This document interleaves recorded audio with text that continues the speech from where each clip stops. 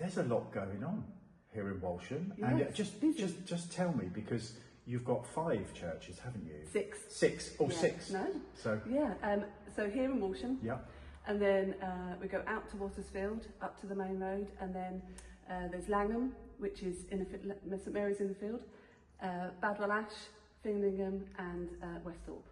So a nice little area, but a lot. Yeah, and they're all so different. Really different. Yeah, we go from Langham. There's no water or electricity at Langham, and a pump organ. To obviously here at Walsham, where we've got lots of facilities.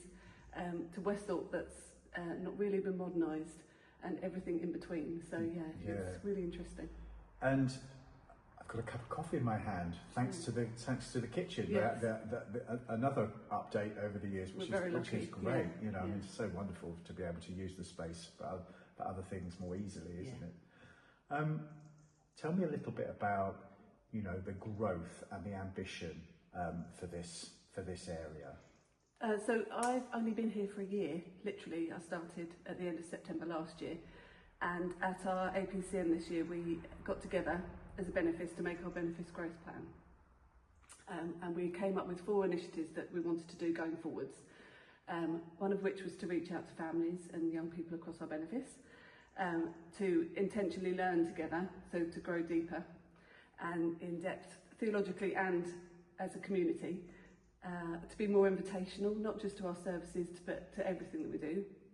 For example, inviting people to come for coffee, and to be good stewards of our buildings and our churchyards. So the growth has been intentional around that. And that's the eco yes, element. the eco link. Yes, yeah. Which is fantastic. And how's it going? And what sort of projects have you got going as examples of that? So we started a new Sunday morning children's group, which is run by Tracy, our lay elder. So families can come to that together. It's different to a normal service, so it's nice. They've also had a link. They took part in Caring for God's Acre. Oh yes. Earlier in the year, so that was really lovely. Yeah, really good. Some of our older participants the congregation took part in that in other churches as well, but the children really enjoyed doing that. And then we're setting up a young people's group as well, because we've got more than a handful of young people coming forward, exploring faith and baptism. Yeah. So we're trying to link those together. We've also started a toddler group here in Walsham, so that's starting to pick up now with younger families and babies, and giving them a space really that's outside of the normal services, which can seem a bit daunting if you're not used to coming to church. Of course. And we have this break now, don't we, where you can't rely on the fact that you went to Sunday school, or even that your parents went to Sunday school. So people are coming into the church really not. And it can be really daunting walking in the doors and not knowing what to do. And so, I think you're right. It's just breaking down those barriers, isn't it, and making it more. And that comes from being the invitational and asking people to come to things. And all your parishes are really rural, aren't they? Really rural. Yeah. You're brilliantly positioned in Suffolk because you're close to Bury, you're close to Norwich, you're close to Ipswich, you're close but we are dead in the middle of everything. But you're dead in the middle of everything, so it's a good 10 miles to get to anywhere, isn't it? Yeah, and our rush hour is mainly tractors and sugar beet at the moment. I have to remember when they're holding you up that that they're feeding us. Yes, definitely. You just have to think about that, don't you? And my son works for the sugar beet factory. Really? Sugar, so I wouldn't be able to forget it. Oh yeah, of course, the sugar beet lorries. But I don't think we've got a congregation that doesn't have farmers or families who farm, so it's really important to us, especially around harvest.